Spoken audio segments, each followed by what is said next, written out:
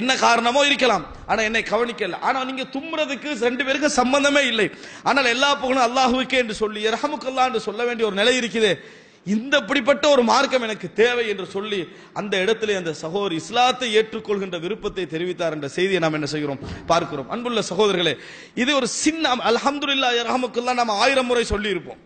ஆனால் அதுல ஒரு செயல்பாடுக்கு அல்லாஹ் கபூல் வைக்கிறான் பாருங்க. ஒரு 1000ல் 1க்கு அல்லாஹ் தஆலா ஒரு கபூலை வைக்கிறான் பாருங்க. அது இஹ்லாஸுடைய வெளிப்பாடு.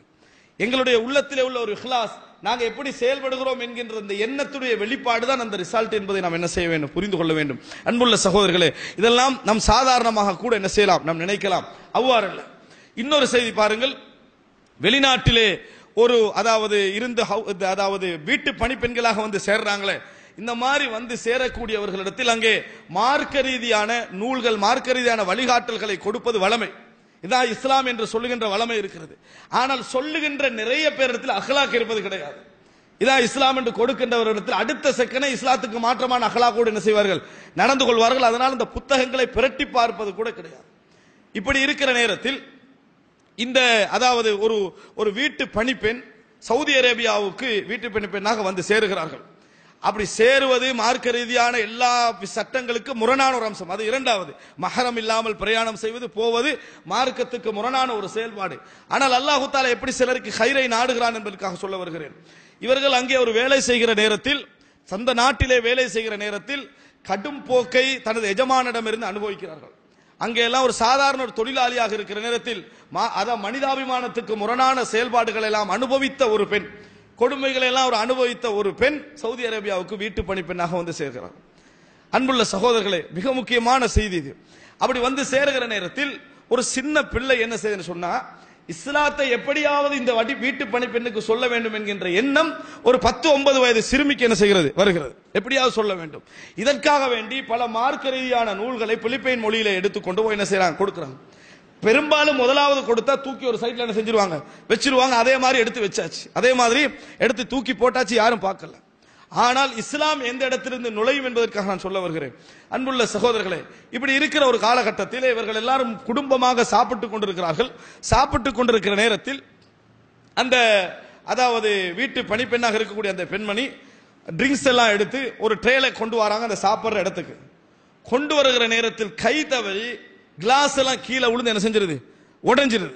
ஏற்கனவே பல கொடுமைகளை எஜமானிருந்து தண்ட ஊர்ல அனுபவிச்சிருக்கிற பெண்மணிக்கு இதை உடைஞ்ச உடனே கையெல்லாம் நடுங்கி விளவெழுத்து போய் என்ன செய்யறது விளங்காம தொழில் போயிருமோன்ற பதட்டத்தில் இருக்கிற நேரத்தில் அந்த குடும்பமே என்ன சொல்லுதுன்னு சொன்னா, பிரச்சனையே கிடையாது, பிரச்சனையே கிடையாது, எந்த விதமான அலட்டிக்கொள்ள வேணும்னு சொல்லி முழு குடும்பமும் இறங்கி அந்த கிளாஸ் எல்லாம் எடுத்து அதை ஒழுங்கா வைக்க உதவி செய்யுது. இவ்வளவுதான் அவங்க செஞ்சது, பெருசா எதுவும் செய்யல. ஆனால் அந்த பெண்மணி அடுத்ததாக செய்த வேலை என்ன தெரியுமா, தனக்கு இலவசமாக கிடைத்த புத்தகத்தை பிரட்டி பார்க்க ஆரம்பிச்சார். இப்படி இவர்கள் நடந்து கொண்டதற்கான காரணம் என்ன? நான் பல கொடுமைகளை என் சொந்த நாட்டில் அனுபவிச்சேன். ஆனா கிளாஸ் டோட்டலியா உடைஞ்சாச்சு. இவர்களுக்கு தண்டிக்கக்கூடிய எல்லா சூழலும் இங்கே இருக்குது. இருந்தும் இவர்கள் எல்லோரும் என்னை மன்னித்தார்கள். அந்த புத்தகங்களை பிரட்டி பார்க்க ஆரம்பிச்சா அடுத்த நாள் வந்து நான் இஸ்லாத்தை ஏற்றுக்கொள்ள வேண்டும் என்ற வார்த்தை என்ன செஞ்சாங்க, சொன்னாங்க. அன்புள்ள சகோதரர்களே, சகோதரிகளை நினைத்து பாருங்கள். ஒரு இஸ்லாம் என்பது ஒரு மனிதனுடைய உள்ளத்திலே எப்படி போய் சேர்கிறது, இஸ்லாத்தை எது அழகுபடுத்தி காட்டுகிறது வெளி உலகத்திலே நினைத்து பாருங்கள். மற்றவர்களுக்கு நாம் செய்யக்கூடிய நல்ல உபகாரங்கள், நல்ல இங்கிதமான வார்த்தைகள், நல்ல முறையிலே நடந்து கொள்ளக்கூடிய அந்த நல்ல பழக்கங்கள் இஸ்லாத்துடைய மிக முக்கியமான செயல். ரசூலுல்லாஹி ஸல்லல்லாஹு அலைஹி வஸல்லம் சொன்னார்கள், இரவு முழுதும் தொழுது பகல் முழுதும் நோன்பு பிடித்தவருடைய கூலியை நற்பண்புகளின் மூலம் சிலர் அடைந்து கொள்கிறார்கள் என்று சொன்னார்கள்.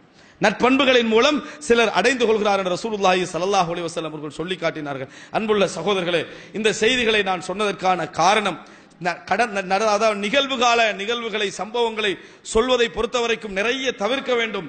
ஜும்மாவை பொறுத்தவரைக்கும் அல்லாஹ்வுடைய வசனங்களும் ஹதீஸ்களும் நிறைய இருக்க வேண்டும். இருந்தாலும் கூட இந்த நிகழ்கால நிகழ்வுகளில் என்ன நடக்கிறது என்பதை கொஞ்சம் தெரிந்து கொள்கிறது மூலம் எங்கள் உள்ளங்கள் ஆர்வப்படும் என்கின்ற ஒரே நோக்கில் நான் இவைகளை உங்களுக்கு மத்தியிலே சொன்னேன். அன்புள்ள சகோதரர்களே, எப்பொழுதும் நாம் வணக்க வழிபாடுகளிலே கவனம் செலுத்துவதை போல, எமது பாவங்கள் மன்னிக்கப்பட வேண்டும் என்று இறைவனிடத்திலே பிரார்த்திப்பது போல, எமது அன்றாட வாழ்க்கையில் எமது குணங்கள் இஸ்லாத்தை அழகுபடுத்தி காட்டுகிறதா, எமது அகலாக்குகள் மார்க்கத்தை அழகுபடுத்தி காட்டுகிறதா என்கின்ற ஒரு பார்வை எம்மிடத்தில் இருக்க வேண்டும். நாம் நல்ல முறையில் நடந்துகிறோமா, என் பெற்றோர்களோடு நல்ல முறையில் நடந்துகிறோமா, குடும்பத்தோடு நல்ல முறையில் நடந்து கொள்கிறோமா, உறவுகளோடு நடந்து கொள்கிறோமா, பிறர் தவறு செய்கின்ற நேரத்தில் அதை குத்தி காட்டுகிறோமா, மன்னித்து பேசுகிறோமா, இந்த கேள்விகள் எம்மிடத்திலே வர வேண்டும். அல்லாஹ் ரப்புல் ஆலமீன் இவைகளை எல்லாம் சிறந்த முறையில் புரிந்து சிறந்த முறையிலே நாம் வணக்கங்களை செய்து எமது பாவங்கள் அனைத்தும் மன்னிக்கப்பட்ட மக்களாக அல்லாஹு தஆலா எம் அனைவரையும் ஆக்கி அருள் புரிவானாக. ஹாதா மா இந்தி வல் இல்மு இந்தல்லாஹ் வ அகூலு